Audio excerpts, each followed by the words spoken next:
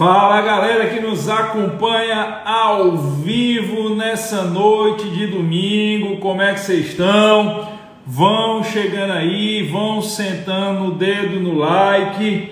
Estamos aqui, dá uns 15 segundinhos para todo mundo entrar, porque hoje a noite está repleta de lives. Nós vamos falar sobre a prova da PF, tanto de delegado quanto de agente escrivão. Vamos falar sobre a peça, vamos falar sobre um bocado de coisa aí. Eu vou fazer essa primeira live com o professor Paulo Furtado, meu amigo Paulo Furtado. A gente vai falar primeiro da parte de direito penal de delegado, depois a parte de direito penal de investigador. Depois eu vou fazer live com o Luiz Carlos Figueiredo para a gente falar de processo penal aqui com vocês. Depois eu vou voltar com o Paulo Furtado para a gente falar especificamente da peça e das questões discursivas. Então tem muita coisa para ser tratada na noite de hoje. Eu já vi que Paulinho entrou aí, eu já vou trazer Paulinho para a transmissão. E antes da gente começar a tratar as questões, eu quero fazer algumas considerações iniciais aqui. Mas deixa eu botar logo o Paulo Furtado aqui, eu posso fazer as considerações iniciais e a gente possa começar a fazer as questões. Eu convidei Paulinho, porque a gente sempre aqui no JUS 21, sempre que tem prova, a gente faz o gabarito junto, eu e Paulo, eu e Luiz, eu e Fázio. A gente está sempre discutindo, dividindo tarefas aqui. Opa, acabou de entrar. Boa noite, Paulinho, seja bem-vindo. Boa noite, meu patrão. Tranquilo? Tranquilo, graças a Deus. Obrigado pela parceria aí de sempre. Paulinho, só antes da gente começar a fazer as questões de penal aqui, me dá 2 minutinhos que eu quero fazer algumas considerações iniciais para a turma, beleza? E você que está chegando agora vai sentando o dedo no like. Pessoal, a primeira consideração é o seguinte: nós vamos começar fazendo as questões de direito penal de delegado, que foi a prova da manhã. Por que é que nós não nos manifestamos no intervalo da manhã para a tarde? Por 2 motivos. Primeiro, quem fez prova de delta objetiva de manhã ia fazer a parte mais pesada, que era discursiva, no período da tarde. Nós não queríamos gerar nenhum tipo de ansiedade. A gente sabe como o psicológico do candidato fica abalado nesse momento. Então, de repente, a gente chega aqui, acertou isso, errou isso. Isso poderia atrapalhar muito o psicológico do candidato para de tarde. Então, a gente preferiu ficar na nossa, esperar ali todo mundo já terminar a prova, faltam poucos minutos para terminar o tempo máximo para a discursiva de delta, para que ninguém se sentisse ali nem pressionado, nem ansioso, quem quer que seja. Segundo, a prova de delegado ela é uma prova muito complexa, então a gente vai dividir a análise aqui por partes. A gente vai fazer primeiro penal, depois processo penal, depois eu vou fazer uma outra live com o Paulinho, onde ele vai falar da peça prática profissional. Tudo indica que a peça está ipsilíteris, a aula dele do JUS 21 e o livro dele da editora JUSPoli. Eu vou falar das questões discursivas com vocês, então a gente vai fazer tudo paulatinamente. Já quero antecipar a vocês que a prova de delta foi muito em cima daquilo que se espera de um concurso para a polícia. Questões muito atualizadas, questões muito contextualizadas. Mas a prova de agente, no que tange a parte de direito, eu achei horrível. Eu achei apocalíptica. Fizeram uma prova para agente de polícia onde quase nada de direito caiu. O cara tem que ser muito bom em informática, em matemática, raciocínio lógico. Parecia prova para engenheiro de TI. Mas nós vamos conversar isso a posteriori, tá bom? E só uma última informação.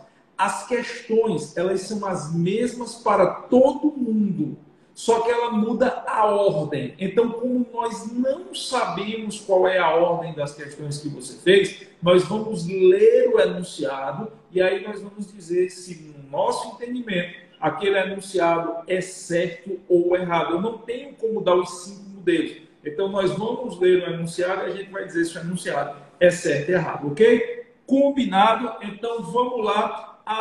Na prova que nós temos em mãos aqui, as questões de penal, elas começam na questão de número 52. Eu vou fazer uma, Paulo faz outra e assim a gente vai matando as questões. Claro que são rápidas considerações, só são considerações iniciais. A questão de número 52 diz: a adoção de sistema de vigilância realizada por monitoramento eletrônico por si só não torna impossível a configuração do crime de furto. Isso está correto, isso está verdadeiro. Inclusive, isso é jurisprudência remansosa consolidada em face de STJ e de STF. Se você tem sistema de CRTV, que são sistemas de câmeras, aquele sistema de monitoramento com proximidade lá de ímãs magnéticos, são aqueles imãzinhos que botam, ou qualquer outro tipo de sistema de vigilância, inclusive vigilância pessoal, isso por si só é um dificultador do furto, mas não é elemento suficiente para tornar o crime impossível. Então, na questão que falava que a adoção do sistema de vigilância realizada por monitoramento eletrônico não torna impossível a configuração do crime de furto, o nosso gabarito é correto. Paulinho? 53 aqui, em se tratando do crime de falsidade ideológica, o prazo prescricional se reinicia com a eventual reiteração de seus efeitos. Não, pessoal. STJ decidiu, sobretudo recentemente, 2020, logo antes da saída do edital, que o prazo prescricional do crime de falsidade ideológica se dá com um momento consumativo. Trata-se de um crime formal e instantâneo. Não há falar em permanência do crime de falsidade ideológica. Então, o gabarito aqui é errado. Inclusive, você falou isso na aula de véspera, se eu não me engano, na quarta-feira.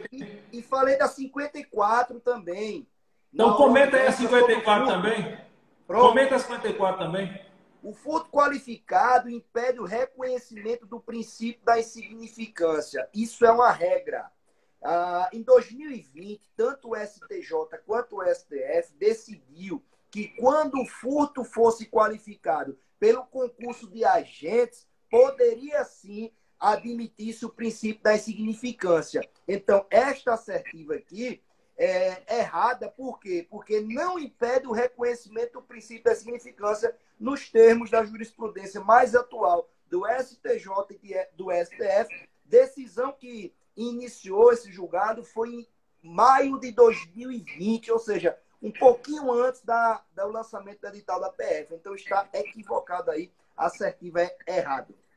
Por isso que a gente sempre bate na tecla da importância de você assistir, você que é nosso aluno aqui no Jus 21, de assistir às aulas da semana de revisão. Porque você veja, ó, as três primeiras questões, a do monitoramento do furto, a da falsidade ideológica e do furto qualificado, as três Paulinho tocou na aula de revisão. Quando chegar na parte aí também de Luiz Carlos, vocês vão ver que Lula falou praticamente de tudo. Então, daí o peso, daí a importância de você sempre estar com você, que é nosso aluno do Jus 21, estar acompanhando as aulas de revisão.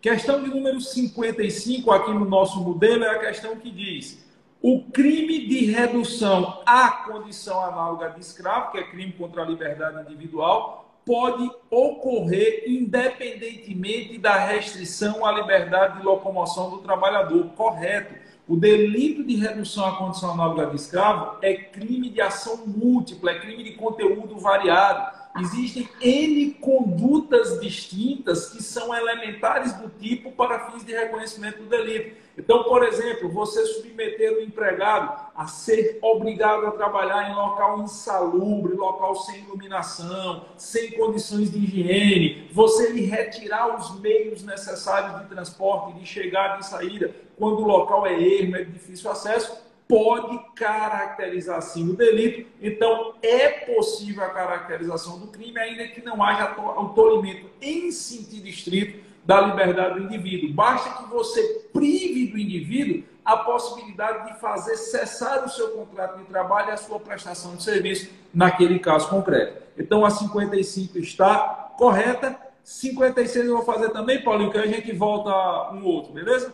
A 56 diz: em se tratando de crime de extorsão, não se admite a tentativa. Está errado. Extorsão é crime que admite tentativa de forma excepcional. Exemplo, uma extorsão via missiva, uma carta, uma mensagem, um telegrama, um e-mail, que seja interceptado antes de chegar ao seu destinatário. Isso é considerado como tentativa de extorsão. Isso é exemplo clássico, inclusive, da doutrina. Então, em que pese extorsão ser um crime formal, é possível, em situações particularizadas, a ocorrência de tentativa. Como o enunciado da questão diz que não se admite tentativa em crime de extorsão, esse enunciado está errado. Está contigo?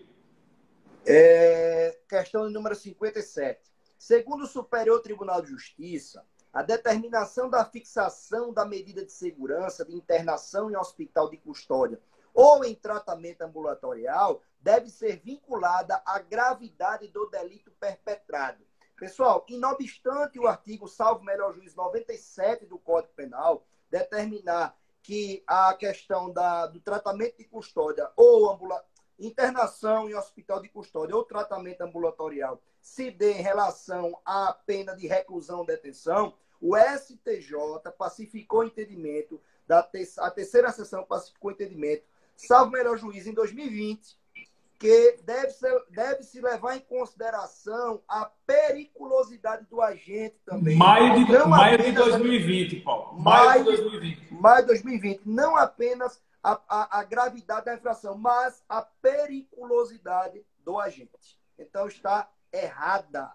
Beleza. E veja que a banca aqui pegou os julgados mais recentes anteriores ao edital. Ela pegou aquele que estava na peinha, né, de julgado antes de sair o edital. Questão 58. Na hipótese da prática de furto à residência, se a vítima não se encontrava no local e os autores desconheciam o fato de que ela era idosa, não se aplica a agravante relativa à idade da vítima ser idosa. Correto. Inclusive, nas nossas aulas aqui do projeto Delta PF, eu dou a parte de crimes em espécie, legislação, direito penal, parte especial, Paulinho dá a parte geral, eu trago exatamente esse julgado. Exatamente isso que está aqui na questão 58 ipsiliteris, nós apresentamos na aula. Até porque, se você considerasse que há aumento de pena pelo fato da vítima ser idosa, num contexto onde o agente delituoso não sabia e não tinha como saber de tal situação, isso seria imputação penal objetiva pura, o que não é admitido de forma nenhuma no nosso ordenamento jurídico. Para que você possa imputar uma circunstância dessa natureza, seja como causa de aumento de pena na segunda fase ou na terceira fase da dosimetria, é preciso a demonstração, no caso concreto, que o agente sabia ou pelo menos lhe era razoável presumir essa condição especial aplicável ao crime. Então, como aqui na questão diz que ele não sabia que a dona da casa era idosa e que não tinha ninguém na casa, óbvio, não se aplica a causa de aumento de pena, logo o gabarito é correto. Vamos lá, próxima questão. 59. 59. Inadimplemento da pena de multa não obsta a extinção da punibilidade do apenado. Isso. Vamos lá, pessoal. Essa questão ela está errada porque obsta, sim, a extinção da punibilidade. Nós tínhamos a jurisprudência tranquila do STJ, outrora, dizendo que impedia, sim, a extinção, ou seja, não obstava, melhor dizendo. O STF trouxe uma decisão em 2019 e o STJ se curvou ao entendimento do STF, agora em 2020 também. Ou seja, o inadimplemento da pena de multa obsta, sim, a extinção da punibilidade do apenado. Então, está errada a questão 59. Questão de número 60, no nosso modelo aqui, diz: o acórdão confirmatório da condenação interrompe a prescrição. Correto. É uma questão que versa sobre os intervalos interruptivos da prescrição enquanto causa extintiva da punibilidade. Aí é letra de lei, é previsão taxativa do finalzinho da parte geral do Código Penal. São os intervalos interruptivos, ou seja, aqueles que zeram a contagem do prazo prescricional mais comuns que nós temos. Recebimento da denúncia ou da queixa, interrompe. Prolação da sentença condenatória, interrompe. Depois, se houver eventual recurso, a prolação do acórdão confirmatório da sentença, interrompe também. Então, eu tenho aqui uma das hipóteses mais clássicas de causa interruptiva de prescrição, ou seja, de zerar a contagem do prazo prescricional e recomeçar a contar a prescrição. Galera do Projeto 1000, é por isso que a gente deu de bônus para vocês aqui no JUS 21 o módulo inteiro de prescrição para vocês, justamente para quando aparecer um negócio desse, vocês não terem a menor dúvida. Então, aí na nossa questão que fala sobre prescrição, que diz o acordo confirmatório da condenação interrompe a prescrição, o gabarito é correto. 61.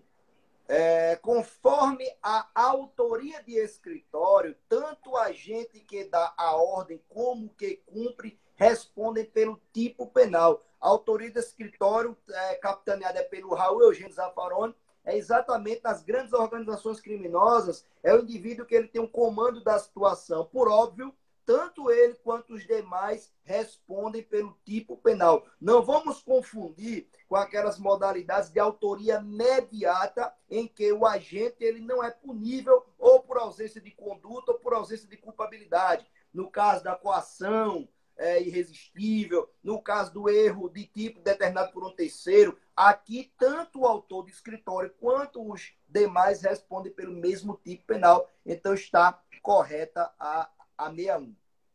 Luiz Carlos já está por aqui. Quando a gente terminar aqui, daqui a pouco o Luiz entra para falar do processo penal. Um abraço, Luiz. Lembrando, Paulinho, que nessa 61 aí o pessoal chama também de autor de birô, né? Tem uma expressão que está falando isso. O autor de birô seria a mesma coisa aí. A próxima questão, se eu não pedir aqui a sequência, você fez a questão 61, então a questão é a 62, que diz: o dolo eventual é incompatível com a tentativa. Está errado, isso é jurisprudência remansosa, isso é jurisprudência consolidada. O dolo eventual admite modalidade tentada. Sabe onde é muito comum os tribunais reconhecerem tentativa em dolo eventual? No caso dos acidentes de trânsito com vítima, quando o condutor extrapola demais o risco, quando o condutor exacerba o risco, e aí há uma desnaturação do crime de trânsito e uma tipificação do crime à luz do Código Penal. Então, você tem inúmeros julgados dizendo que é possível, sim, tentativa em dolo eventual. Como o enunciado diz aqui, que o dolo eventual é incompatível com a tentativa, está errado. Ô, Paulinho, só um parêntese. É por isso que nas aulas a gente bate tanto você na parte geral quanto eu na parte especial, a gente bate tanto nessa história. Pessoal, hoje com a prova de delegado, quem sabe a lei decorada não passa, porque você veja que isso aqui é a lei submetida à jurisprudência, a lei submetida à jurisprudência. Jurisprudência bem recente, né? É aquela história. Por isso que a gente bate tanto em jurisprudência. Quem não tiver atualizado na jurisprudência, arromba um negócio desse, né? Tá contigo, amigo. Acho que 63 agora. 63. A consciência atual da ilicitude é elemento do dolo conforme a teoria finalista da ação. Não, pessoal. A teoria finalista, o dolo e a culpa integra a tipicidade, integra a conduta. São elementos da conduta. Deixando lá a culpabilidade, chamada culpabilidade vazia, meramente com os elementos normativos, imputabilidade, consciência potencial da ilicitude e exigibilidade de conduta diversa. Essa foi tranquilíssima, então ela está equivocada, errada. Essa foi a dada, né? Essa foi a questão dada que a banca deu. Questão de número 64. A conduta humana voluntária é irrelevante para a configuração do crime culposo. Isso está errado. E aqui foi uma pegadinha da banca, porque as pessoas, quando pensam assim, conduta voluntária, associam automaticamente ao dolo. Não. A vontade. Como é? A vontade. Que são vontade. Eu sempre digo nas minhas aulas, não confunda voluntária com vontade. Com vontade, exatamente. Caiu também, ó. Só uma questão que eu estou lembrando agora, caiu para delegado de polícia de São Paulo, a VUNESP. Uma questão igualzinha a essa, perguntando se no crime culposo havia conduta voluntária. Muita gente acha que não há. Tem que ter conduta voluntária. Não terá vontade, porque no crime culposo você dá causa ao resultado sem querer, porque foi imperito, imprudente ou negligente. Mas o que é a voluntariedade? É a capacidade de você agir livremente com os seus atos. Você pode agir livremente por dolo, desejando, querendo, assumindo risco, e você pode agir livremente por culpa, sendo imperito, imprudente ou negligente. Por exemplo, se um indivíduo tivesse segurando a minha mão e me forçando a acionar o ciclar, o gatilho de um revólver 38 para matar alguém, não haveria voluntariedade da minha parte. Eu estaria submetido a uma coação física irresistível que elimina a própria tipicidade. Ou então, se alguém tivesse com a minha família sobre a mira de uma arma, me obrigando a praticar uma conduta, não haveria voluntariedade da minha parte, porque eu estaria submetido a uma coação moral irresistível que poderia gerar isenção de pena. Mas ter voluntariedade significa que o indivíduo é livre para agir. Se ele vai agir com dolo, se ele vai agir com culpa, é uma outra discussão, é uma outra análise. Mas todo crime presume voluntariedade. Então, como aqui na questão 64 está dizendo que é irrelevante para a caracterização do crime culposo, está errada a questão. Próximo, amigo. 65.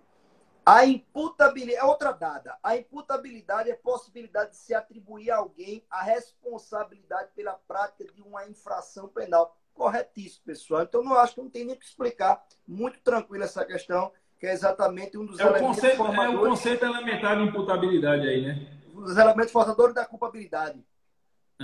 66. Essa foi a 65. 66. Um médico em hospital particular conveniado ao Sistema Único de Saúde pode ser equiparado a funcionário público para fins de responsabilização penal. Está correto. Outro exemplo clássico que a gente bate muito nas nossas aulas aqui quando trata do conceito de funcionário público para fins penais e, inclusive, isso é entendimento consolidado da jurisprudência. O médico de hospital particular que esteja naquele momento trabalhando em atendimento conveniado ao Sistema Único de Saúde, ele é equiparado, artigo 327, parágrafo 1º do Código Penal, a funcionário público. E, portanto, pode praticar concussão, corrupção passiva, prevaricação, dentre outros crimes funcionais. Então, o enunciado está verdadeiro. 67. O pagamento do tributo devido extingue a punibilidade do crime desse caminho. Errado. E, não obstante haver uma equiparação quanto à aplicação do princípio da insignificância, tem jurisprudência do STJ afirmando que não vem a extinguir a punibilidade quando há o pagamento do tributo no que se refere ao crime desse caminho, que é o 334 do Código Penal. Lembrando que descaminho não é crime tributário, tá? Descaminho é crime de particular contra a administração. É tanto que a súmula vinculante 24 sequer se aplica ao delito de descaminho.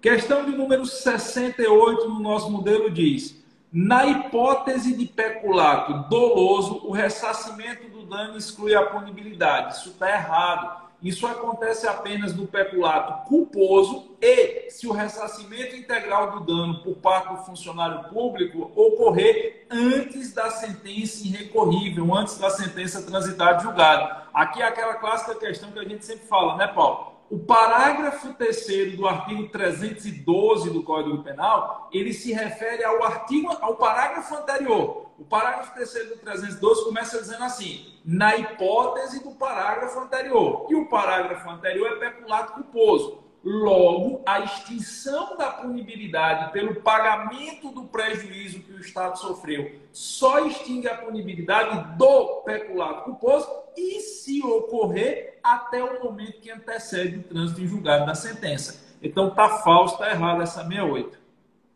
69. A fuga do réu após a ordem de parada dos policiais para abordagem configura crime de desobediência. Pessoal, julgado recentíssimo, beirando ali a véspera do edital do STJ, que afirmou no seguinte sentido, que fuga de réu, sim, configura crime de desobediência quando eram policiais militares fardados, fizeram abordagem e a pessoa não obedeceu e fugou na ocasião. Então, o gabarito aqui é certo.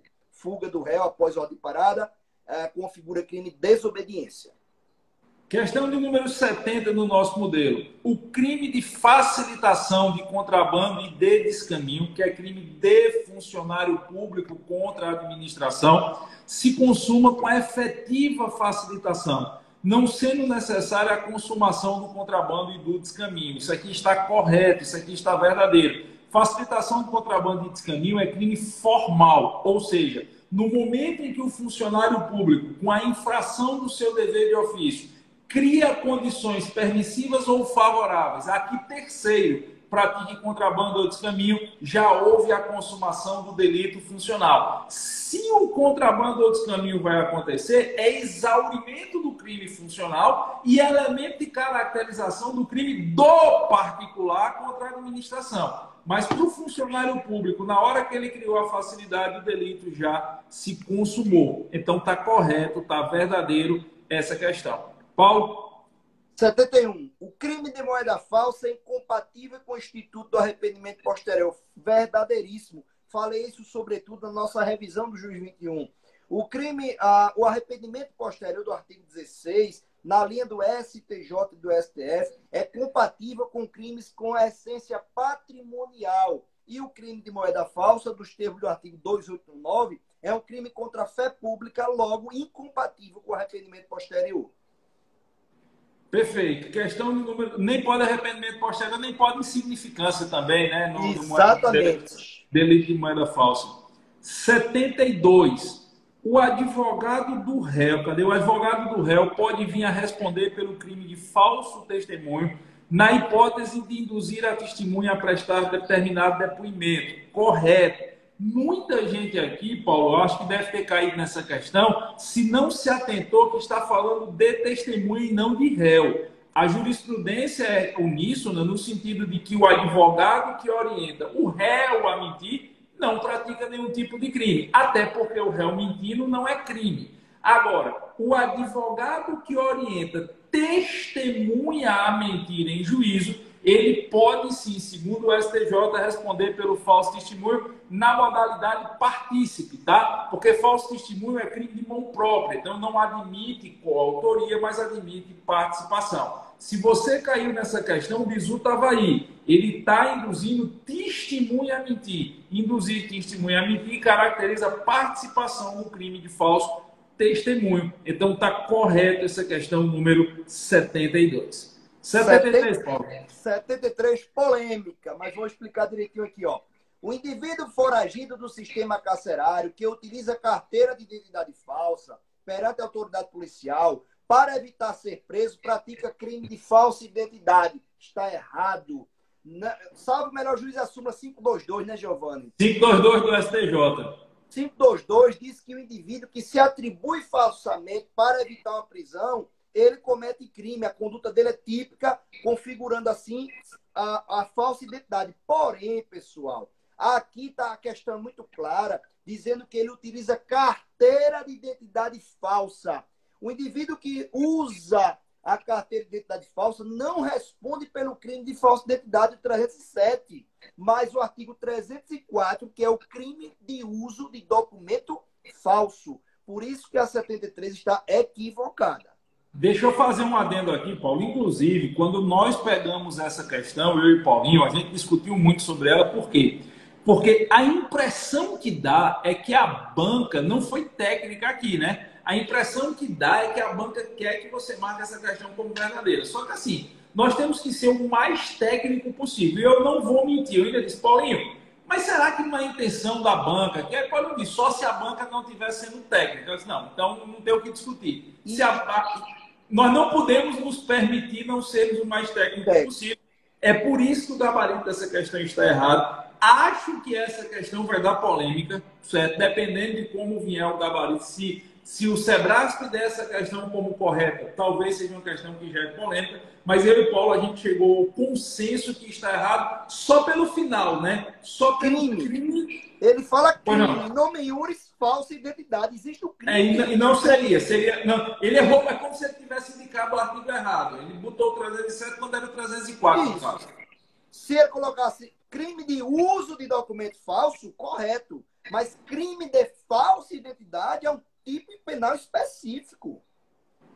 Beleza. E para finalizar aqui a parte de penal nesse modelo, questão 74, que diz: o funcionário público que faz afirmação falsa em procedimento de autorização ou de licenciamento ambiental não responde por falsidade ideológica, crime do Código Penal, porque existe crime específico na lei 9605 está correto, é o artigo 66 da Lei dos Crimes Ambientais, está correto.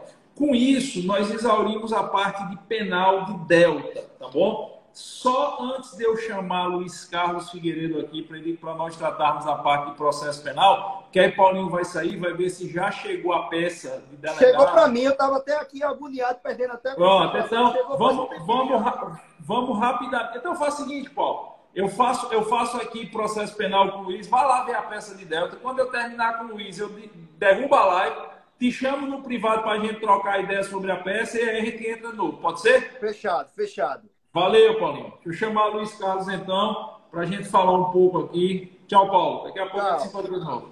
Deixa o Paulo sair da transmissão. Derruba aí, Paulinho. Paulinho saiu. Deixa eu ver aqui. Deixa eu trazer Luiz Carlos aqui para a transmissão. Lula, entra aí, Lula. Fala, Giovanni Moraes. Eu estou só tentando tirar Paulo Furtado aqui do vídeo, mas não estou conseguindo aqui. Pronto. Agora o Paulinho saiu. Como é que tá, Lula? Boa noite, meu patrão. Seja bem-vindo. Obrigado mais uma vez pela grande parceria aí. Lula, primeiro, o que é que você achou das questões de processo penal da prova? Eu não vou mentir, eu não sei nem onde começa, não deu tempo eu ver ainda não. Processo penal nesse modelo nosso aí está em qual? Agente ou delegado? Não, delegado. Delegado começa no item 86. Pronto, então deixa eu ir para o item 86, porque processo penal ficou todo com o Luiz Carlos. Ó, essa moça que está acompanhando aí, ó, estude hoje, é uma das nossas melhores alunas do Ju 21. Show de bola, show de bola. Lula, me diga aí, o que é que você achou de processo penal? Penal, a gente estava dizendo antes aqui de você entrar, você acompanhou, que foi muita jurisprudência, STJ e STF dando na veia aqui. Não teve, pouquíssimas questões foram letra de lei pura. A grandíssima maioria foi jurisprudência. Em processo foi assim também? Mesma coisa, viu? Teve alternativa que a resposta era letra de lei, mas teve alternativa que você tinha que estar acompanhando os informativos do STJ, viu? Era informativo. E aí, Giovanni, eu tô vivendo um sentimento ambíguo hoje. Tô triste porque o Sport perdeu o Campeonato Pernambucano, né? Tô arretado aqui, já chamei um monte de palavrão, até palavrão que eu não conhecia eu chamei.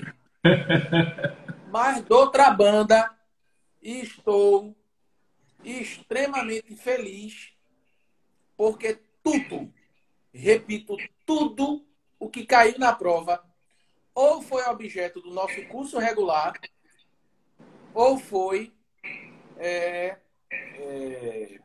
tema da nossa revisão. Teve coisa, Giovanni, que caiu do aulão PRF, coisa que a gente falou lá do PRF, na segunda-feira da semana passada, e teve coisa que eu falei no aulão da terça. Aquela questão de ação controlada, que eu bati muito, caiu. Questão de prisão, liberdade provisória, caiu competência. Então, quando a gente vê uma prova dessa, sabe aquela história? A gente fica com a sensação de dever cumprido, sabe? Porque, assim, o que a gente falou, graças a Deus, caiu. E, infelizmente, em Alfa foi muito atípico, né? A prova para a gente, esse de vão foi atípico. Quase não caiu nada do processo penal, nem direito penal, né? Parecia prova para TI, né? Para contabilidade e informática. Bom, mas vamos lá, vamos tratar de delegado então, Lula. Como são vários modelos diferentes, são 5 modelos de prova diferentes, eu vou pedir a você que no modelo que está todo mundo aqui do juiz trabalhando, você leia o enunciado da questão e diga rapidamente aí o porquê certo ou errado. Veja só, a questão que eu tenho aqui, o modelo de prova que eu tenho aqui, tem um texto antes do item, tá? O texto diz assim, ó, José, réu primário. Luiz Carlos, manda um abraço para a turma de Glória do Goitá, da turma do Fórum. Um abraço para a turma do Fórum de Glória do Goitá. Um beijo e um abraço. Beijo para quem for de beijo e abraço para quem for de abraço. Veja, José, réu primário, foi preso em flagrante e acusado de ter praticado crime doloso punido com reclusão de, no máximo, 4 anos. Veja como eu faço questão de bater nisso aí. Na audiência de custódia, o juiz decretou a prisão preventiva de ofício. Ei, eu falei isso na revisão, ó. No entanto, a defesa de José solicitou em seguida a reconsideração da decisão com base no argumento de que a conduta do preso era atípica. O juiz acatou a tese e relaxou a prisão, certo? Considerando a situação hipotética, julga os itens a seguir subsequentes. Julga os itens subsequentes. Diz assim o item 86. Devido à pena prevista para o crime praticado por José, delegados ficam vedados de arbitrar fiança. Falso. Por quê? Porque o artigo 322 do CPP diz que o delegado ele pode, em regra, arbitrar fiança para crimes cuja pena máxima não extrapole 4 anos. E o enunciado da questão está dizendo que a pena máxima desse crime era de até 4 anos. Então, ele poderia... A única situação em que um crime tem pena máxima inferior a 4 anos e o delegado não pode arbitrar fiança é o artigo 24A da Lei Maria da Penha, que não é o caso aqui, que é o crime de descumprimento de medida protetiva, mas isso é exceção. Ele está trabalhando com a regra. Então, o item 6 é errado. O item 87. Em se tratando de crime praticado por José, admite-se a decretação da prisão preventiva. Decretação não. Sabe por quê? Porque o artigo 313, inciso 1º, diz que são crimes dolosos com pena máxima superior a 4 anos. E ele está falando até 4 anos. Meu Deus do céu. Se o aluno juiz 21 errou isso aí, errou porque quis. Porque a gente bate nisso diretamente. Então é errado também. Aí vem o 88. A decisão do juiz que relaxou a prisão por entender que a conduta de José havia sido atípica não faz coisa julgada. Veja, falei na revisão. Quando se trata de atipicidade da conduta e extinção da punibilidade, não é possível, digamos assim, desarquivamento de inquérito policial com novas provas, porque novas provas não vai adiantar de nada. Mas aqui é outra coisa. Essa cognição aqui, Giovanni, na audiência de custódia, é uma cognição sumária. É uma cognição perfunctória. Ele pode até entender naquele momento que é atípico, mas irão transcorrer investigações, não é verdade? E no curso da investigação pode acontecer da autoridade policial entender por bem que de fato a conduta é típica, porque o que o juiz analisou aí na audiência de custódia não é o mérito. É o que eu ia dizer, a audiência de custódia não se destina a analisar mérito, e sim validade do procedimento flagrancial, né? Se houve algum excesso por parte da autoridade policial e se há necessidade da medidas cautelares. Fora isso, incursão no mérito não tem. Até porque no curso da investigação pode-se entender que a conduta de fato era típica, o Ministério Público oferecer denúncia e o juiz receber. Então, tá certo esse item. E o item 89 diz assim, ó, nessa situação, a primeira decisão do juiz singular, nessa decisão, a primeira decisão foi regular, já que os tribunais superiores têm admitido de ofício a conversão da prisão preventiva em prisão em flagrante. Meu Deus! Eu falei isso. Isso aí, ó, isso não está na lei. Isso é jurisprudência. Eu falei isso no aulão nosso, na nossa revisão, dizendo, pessoal, a 5ª turma tinha um entendimento. A 6ª turma tinha outro. Sendo que a 3ª sessão do STJ unificou. Não pode ter conversão da prisão em flagrante em prisão preventiva de ofício. Ou o Ministério Público pede, ou o delegado representa quando encaminhar o APFD, que não é comum. Eu até disse. Isso até enfraquece a análise do juiz. No final das contas, quem vai decidir, quem vai ficar preso é o delegado ou o promotor. Porque se eles não pedirem, o juiz vai ter que soltar. Mais até o promotor, porque delegado não tem costume de pugnar por prisão preventiva, né? Eu converso muito com um desembargador daqui de Pernambuco, que eu vou reservar o nome dele, mas é um grande amigo, Que eu diga assim, olha, doutor, quando o delegado faz o APFD e manda um apartado requerimento de prisão preventiva, é porque nem ele mesmo está seguro de que o flagrante dele foi legal. Alguma coisa, né? Isso não é comum. São raras as vezes que isso acontece. Mas vamos embora. Aí, olha o enunciado do próximo. Então, só para o pessoal registrar, 89 está errada, equivocada. Errada. Não pode ter de ofício. Aí vem o próximo item aqui, Giovanni. Veja, deixa eu ver se meu computador está meio feioso aqui, mas vamos lá. Considerando a posição dos tribunais superiores em relação à competência criminal, julgue os itens subsequentes. Me diga uma coisa, precisa dizer mais alguma coisa que o aluno que vai fazer uma prova dessa precisa conhecer jurisprudência? Precisa dizer. Se o item está dizendo, considerando a posição dos tribunais superiores, é porque ele quer jurisprudência, macho, velho. Não é não? E aí vem, né? Compete à Justiça Federal processar e julgar o crime de redução à condição análoga de escravo. Você fala Perfeito. Isso até não mandou. Perfeito. É o artigo 109, inciso 6 da Constituição da República. Tá certinho. Perfeito. Aí, outro item. Em regra... Isso. Não, já achou aí. Pode continuar. Eu ia ler para você, mas já achou aí. Em regra, cabe à Justiça Federal processar e julgar crime contra meio ambiente. Falso. Oxe, isso é o que eu mais tenho lá na minha vara criminal. Vários TCOs e várias ações penais, quando, evidentemente, a pena máxima do crime passa de 2 anos. Inclusive, tinha uma súmula, Giovanni, que era a súmula 91, que há muito tempo foi cancelada, né? Mas crime contra meio ambiente, a regra é justiça estadual. Falso. Salvo a exceção se ofender diretamente bem, serviço e interesse da União, empresa pública e autarquia. Mas o cara foi lá e derrubou um pau-brasil que estava na rua da casa dele, a prefeitura se arretou. Tem muito assim, local, por exemplo, a comarca que eu trabalho tem muita mata. Aí o pessoal vai ir rio, aí vai assorear o rio, sabe? Dragar rio de forma irregular. Acontece muito.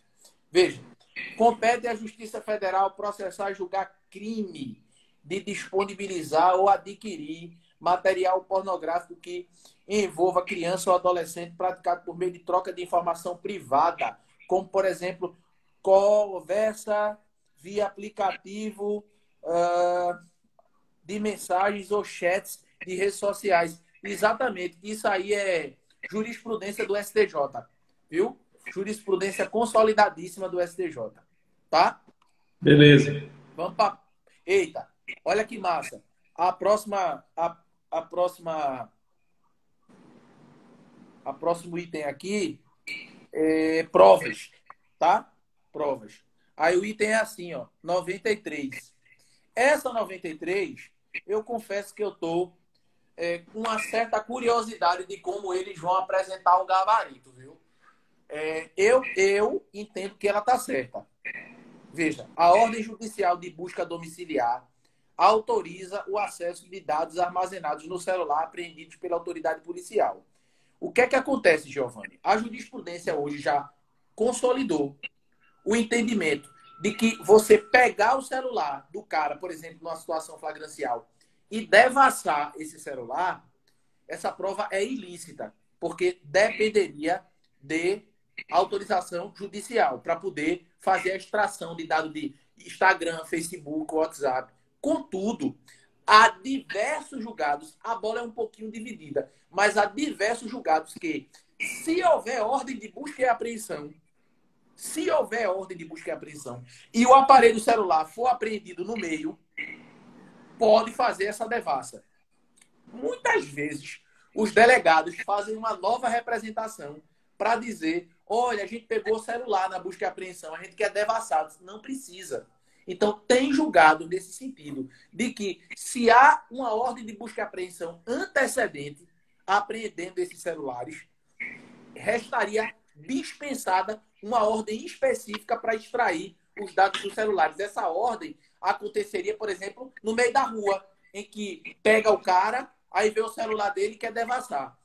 Eu acredito que o item está certo, viu? Eu posso dar uma opinião, Lula? Eu acho que esse aqui de processo penal vai ser aquele item que vai gerar controvérsia. Toda prova Vai. não tem um item em processo penal que gera controvérsia. Em É. penal, eu estava falando antes com o Paulinho, a questão 73, a gente acha que vai dar pano para manga para o povo brigar. Eu não vou mentir para você, não. Eu conheço o julgado como você também, nos dois sentidos, de um lado e do outro, né? Os mais recentes que eu tenho lido são no sentido que você colocou. Mas é bom a gente deixar esse registro aí, que essa 93 é uma questão que vai dar pano para manga. Eu deixei ela aqui, ó, nas minhas anotações, eu deixei ela com asterisco. Mas, assim, na minha opinião, é correto. Nós somos velhos, né? Que a gente só sabe fazer as coisas escrevendo. Vamos lá. A confissão do acusado não dispensa a realização do exame de corpo de delito nos casos de crimes não transeuntes, certo, né? Por quê? Inclusive é o texto da lei, né? No crime que deixa vestígios, o exame de corpo de delito, direto ou indireto, é indispensável, não podendo ser suprido pela confissão do acusado. Eu acho que é um 58, se eu não me engano. 158, perfeito. O que pode fazer essa supressão é a prova testemunhal, né? A confissão, não. Eita! 90 e quanto agora? 95. 95. Rapaz. Essa 95 aí, Giovanni, eu falei na aula de terça. E sabe o que foi que eu falei? Rapaz, se estão achando que é conversa fiada minha, vai no YouTube do Juiz 21 e vai assistir o meu aulão que eu falei. Eu tô dizendo cuidado com o Bebleque aí, que eu vi gente na internet dizendo que você viu a prova, viu? Cuidado com o Bebleque da pé. Amanhã, se aparecer a notícia, magistrado do TJPE recebe o Bebleque, aí ficar nessa prova, viu? É nada, rapaz. É porque a gente tá tão tarimbado, eu e você, a gente tem uma estrada tão antiga que a gente já sabe os atalhos de umas provas dessa, né? A gente já vê. O que foi que eu destaquei? É a história do perito nomeado, não é o perito oficial. Veja, na ausência de perito oficial, a perícia pode ser feita por 2 pessoas idôneas portadoras de curso superior, preferencialmente com habilitação técnica relacionada à natureza do exame. Certo? E sabe qual foi? Eu ainda disse assim, ó, pessoal, uma pegadinha que eles podem fazer é tirar o preferencialmente e colocar exclusivamente. Eu sempre uso esse exemplo na sala de aula. Não é exclusivamente, é preferencialmente. Artigo 159, parágrafo 1º. É a figura do perito ad hoc, que a gente chama no processo, exatamente, né? É o perito. Se eu não me engano, a lei diz assim, desculpa se eu estiver equivocado. As perícias serão feitas por perito oficial ou por, no mínimo, 2 peritos nomeados, obrigatoriamente de pessoas portadoras de diploma de curso superior, preferentemente na área afim da perícia a ser feita. Mais ou menos assim. O texto é esse. Show de bola. Então tá correto aí, entendeu o que discutir. 9,6. É nula a decisão judicial que indefere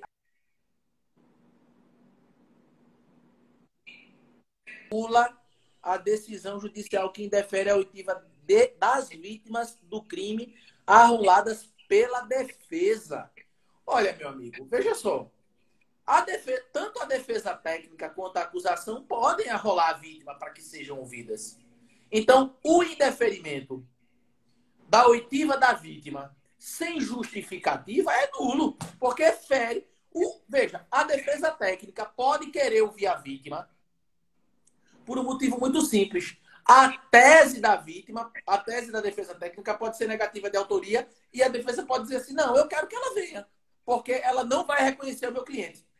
Eu quero que ela venha, eu quero que ela seja ouvida, porque eu quero saber se ela vai ou não vai reconhecer o meu constituinte. Então é nula. Não é só quando não houve a testemunha que é arrolada pela acusação, não. É nula quando não houve a testemunha arrolada pela defesa técnica. Ampla defesa e contraditório. Então a defesa técnica pode perfeitamente querer dizer, já peguei processos que a acusação no rol da denúncia não trouxe a vítima na resposta à acusação do sujeito. Eu quero vir. Quero vir minha tese negativa de autoria e eu quero que ela venha aqui dizer se ela reconhece meu cliente ou não. Porque ela pode chegar lá e não reconhecer. Ou dizer que não fui ele. Tá certo. Perfeito. E essa aí, ó, é o item agora qual? 97. 97. No que se refere ao procedimento de reconhecimento por pessoa que será reconhecida, deverá, se possível, posicionada ao lado de outras pessoas com semelhanças físicas, sem número definido de indivíduos, está certo isso, não tem número, para que a seguir a pessoa que tiver que fazer o reconhecimento seja convidada a apontá-la. Perfeito, isso é a redação do artigo 226, salvo engano, inciso 2º. Ou é o 2º, ou é o 3º, mas eu acho que é o 2º. É mais Bora... letra de lei mesmo. Não, essa não teve que fazer, não. Pronto. Aí qual é o item agora? Aí agora vem um textozinho, é o 98, mas tem um texto antes. Deixa eu ler o texto aqui para facilitar para você. Lê aí que eu tô procurando aqui a questão. Após ligação anônima, a polícia realizou busca em determinada casa, onde encontrou pessoas preparando pequenos pacotes de determinada substância, aparentemente entorpecentes, os quais foram apreendidos, além de arma de fogo de alto calibre. Durante a diligência, o delegado informalmente realizou entrevistas com as pessoas que estavam no domicílio. Durante essas entrevistas, um dos indivíduos confessou a prática do delito e, posteriormente, colaborou com a identificação dos demais membros da organização. A partir das informações do colaborador, foi realizada uma ação controlada. Isso é processo ou está mais para a parte de Paulo? Mexe com penal, tem processo penal e tem legislação especial. Mas tu fez essas aí já, não? E após, como disse o Então, Meta Branca está desenrolado, ainda assistiu o jogo. Meta Branca, então... Veja, 98. A busca domiciliar fundamentada em notícia anônima foi válida em razão da descoberta de situação que culminou flagrante delito. É errado. Falso. HC 611-918 do STJ. Não pode fazer busca e apreensão, não pode fazer violação domiciliar com simples notícia anônima. Não pode. Veja, Giovana, a gente já conversou isso diversas vezes. A minha opinião pessoal é que pode. Flagrante chuta a porta. Mas o STJ, sobretudo a sexta turma, tem assumido essa posição mais garantista. E aí, manda quem pode, obedece quem tem juízo. E o que interessa não é o que eu penso, é o que cai na prova. Eu sempre falo isso para os meus alunos. Olha, a minha opinião pessoal é essa. Agora, se cair na prova, marque desse jeito. Eu também acho que pode meter o pé na porta, mas a gente pensa no vale numa cibalena, né? Então, tá errado aí. Olha, 99. A substância apreendida deve ser submetida à perícia para elaboração do laudo de constatação provisória da natureza e da qualidade da droga. Análise que deve ser feita por perito, o qual, por sua vez, ficará impedido de elaborar o laudo. Fica não, pai. Ele pode elaborar o laudo definitivo.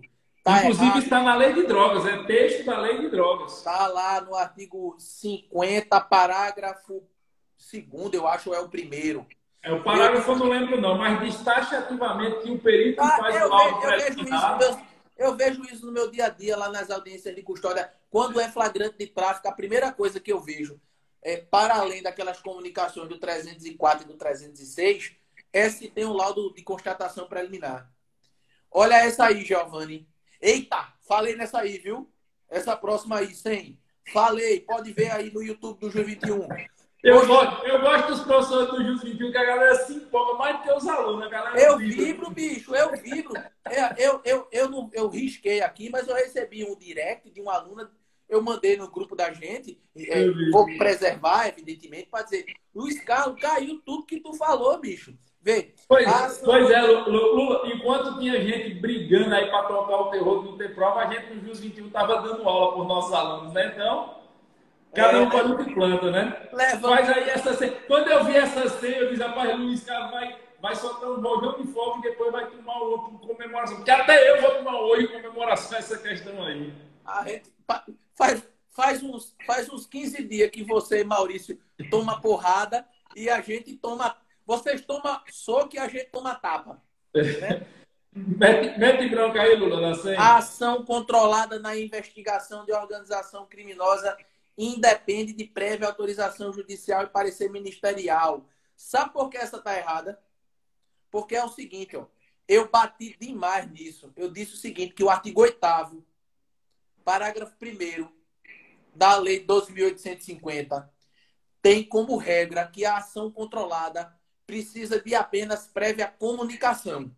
Então, não precisa de autorização. Mas tem uma exceção. Aí eu gritei, foi muito, gesticulei. Sabe qual é a exceção? Se envolver droga. Oi!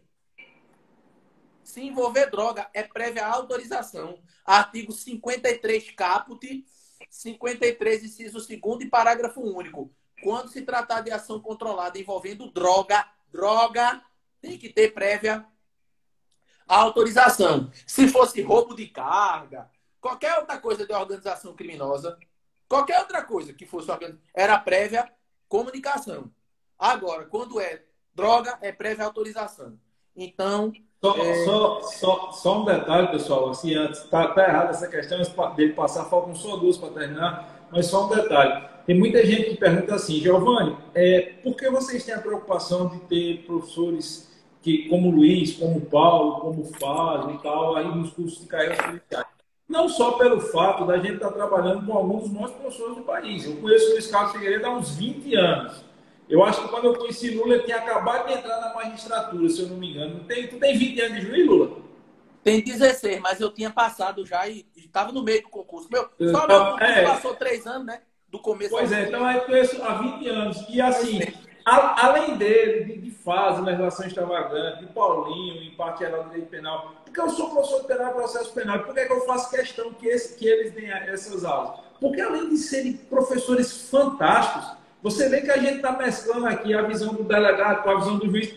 Quase tudo disso aqui é o dia a dia de Lula na vara criminal. Eu acho que assim, de cada 10 audiências, 7 são drogas, entendeu? Assim, então você perceba a vantagem de você ter o processo penal no próprio delegado, que é feita pelo juiz ali que está na linha de frente. É diferente do desembargador, do ministro. É o juiz, ele não gosta dessa expressão não, mas eu tenho visto o juiz de piso. Eu sei que o juiz não gosta dessa expressão. O juiz de entrada, o juiz singular, o juiz que está na vara, faz a audiência custódia. Do mesmo jeito, tem Paulo, por exemplo, que é delegado da Draco aqui, ele trata aquelas peças no dia a dia. Então, quando aparece uma prova desse jeito, que você vê que é a casa dos professores, não é só o professor que fica feliz, não. Todos aqui no Juiz 21 ficam felizes. Bota assim, juiz da infantaria, meu irmão. Eu uso juiz de piso, todo juiz tem raiva, porque eu uso essa expressão, não é vício, velho. Vai lá, faltam duas para te matar. 101, Lula. De acordo com o STF, a entrevista informalmente conduzida por delegado durante a realização da busca domiciliar viola garantias individuais dos presos. Certo. Certíssimo. O bate-papo do delegado durante a diligência é nulo. Ele tem que ser ouvido, tem que assegurar os direitos, o direito constitucional de permanecer em silêncio, né? Se tiver um advogado, garantir a presença do advogado. Agora, sabe o que é, Giovanni? É que esse métier policial de 15, 20, 25 anos atrás, que isso era a coisa mais comum do mundo, com esse novo paradigma, sobretudo do STJ, é tudo diferente do que a gente via na prática, né? Hoje há uma maior preservação, um maior cuidado. E diz, devido à colaboração relevante, porque o final diz assim, ó, o final do texto. Durante as entrevistas, um dos confessores posteriormente colaborou com a identificação dos demais membros da organização criminosa. A partir de informações do colaborador, foi realizada uma ação controlada. Então, assim, diz, devido à colaboração relevante do preso para a identificação da organização criminosa nos autos do IP, o delegado, com manifestação do MP, poderá representar o juiz pela concessão do perdão judicial. Certo, porque a colaboração premiada, ela tem vários efeitos, né? A colaboração premiada, ela pode resultar em perdão judicial, ela pode resultar em redução da pena, ela pode resultar em substituição de pena privativa de liberdade por restritiva de direito. E isso está na lei. Não estou inventando, não. Está lá no artigo 4º, vou dizer exatamente o parágrafo do artigo 4º. Aqui. Segundo, se eu não me engano, né? É o caput do 4º. É o caput? O juiz poderá a requerimento das partes, conceder perdão judicial, reduzir de 2/3. Quando ele fala parte, aí você dá a entender que a autoridade policial não poderia, mas pode. O Supremo Tribunal Federal já julgou uma ação direta de constitucionalidade, salvo engano, é a 580, que diz que é possível que essa colaboração premiada seja firmada pela polícia também. Então, matou aí, delegado. Matou o delegado. Você quer fazer alguma consideração de agente? Que a gente acho que são um pouquinho, são o quê? 2 ou 3? Porque penal só foram 2 de agente. Agentes são 1, 2, 3, 4 de processo penal. Pronto, então mata aí rapidinho, que aí depois eu vou chamar uma nova live para falar da peça do delegado. Mata Eu acho aí, que é a partir da 86. Certo. Mete bronca aí. Tô procurando, viu? Espera aí, segura aí. Segura aí. Porque é tanta mensagem nesse grupo aqui, viu? Que... Não, e tá chegando aqui, o povo fica agoniado. Eu disse, homem, calma que eu vou comentar. Não, também não é. Mas assim... Pronto, eu vou derrubar essa transmissão aqui. Qualquer coisa tu me manda aí que eu faço quais são os que eu faço comentário mais tarde. De boa? Achou aí? Lula? Tá bom. Eu vou procurar aqui, mas só são 4 itens e tava bem tranquilo, viu? Penal foram 2. Lula, obrigado por tudo. Valeu demais. Aí a gente vai se falando. Pessoal, eu vou derrubar essa transmissão. Botar os comentários de volta aqui. Eu vou derrubar essa transmissão. Daqui a pouco a gente volta para falar da peça e das discussivas e depois a gente comenta um pouco mais sobre Alfa. Lula, obrigado, filho. Boa noite. Qualquer coisa falando aí no WhatsApp. Valeu. Tchau.